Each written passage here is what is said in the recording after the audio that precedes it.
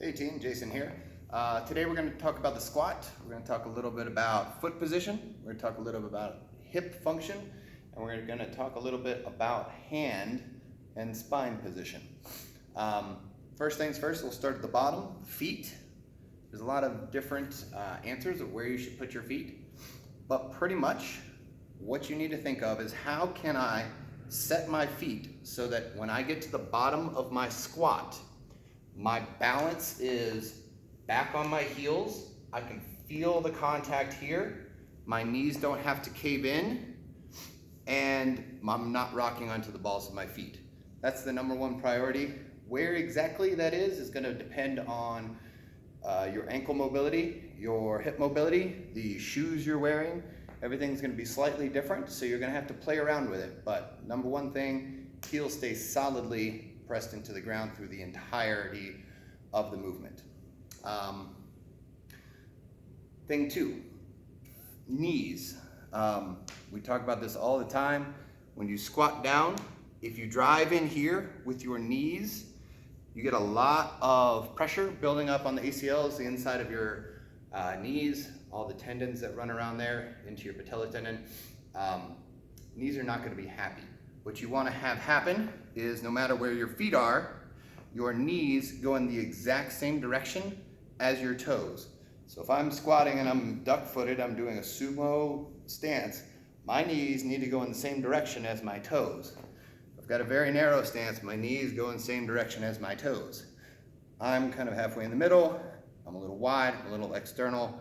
When I squat, my knees go that way, and my knees are happy when I do that. When they wobble in, not so good. So squats are a really good opportunity to really pay attention to the mechanics happening down here. So as you're squatting, choose a weight and a foot position that as you squat, you can keep your knees in that direction and drive through the whole movement without the wobble, okay? That might, in the beginning, require a little bit lighter weight. It will, as you go through, make you stronger and stronger than you would be had you let yourself wobble in. So don't be afraid to take some pounds off the bar and really pay attention to what's happening from here down. From here up, I'm going to talk while facing that way. Hopefully you can hear me. I want to talk about the width of your hands. If my hands are all the way out here, what's going to happen is when I get to this position, I'm going to have some rounding of the shoulders. I'm going to be kind of a little more relaxed because I'm way out here. What I want you to experiment with is a much narrower hand grip. And what's going to happen is effectively your shoulder blades are going to squeeze together. Your back is going to become tighter. You're going to have a much more solid platform to put the pressure on.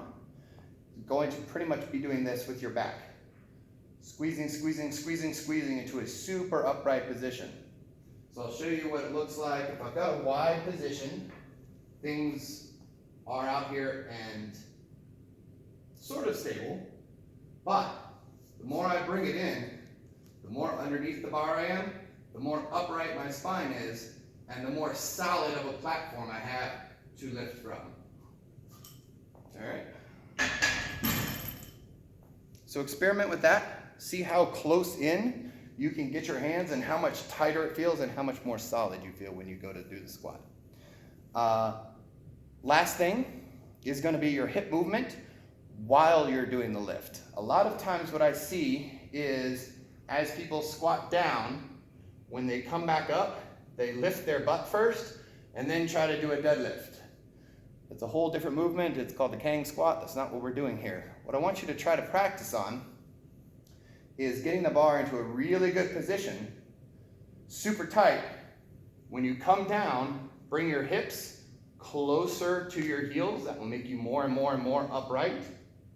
And then when you drive out of the bottom, keep your hips under you, drive through all of your legs, and not just resort to a forward lean and then a deadlift. All right? So from the side,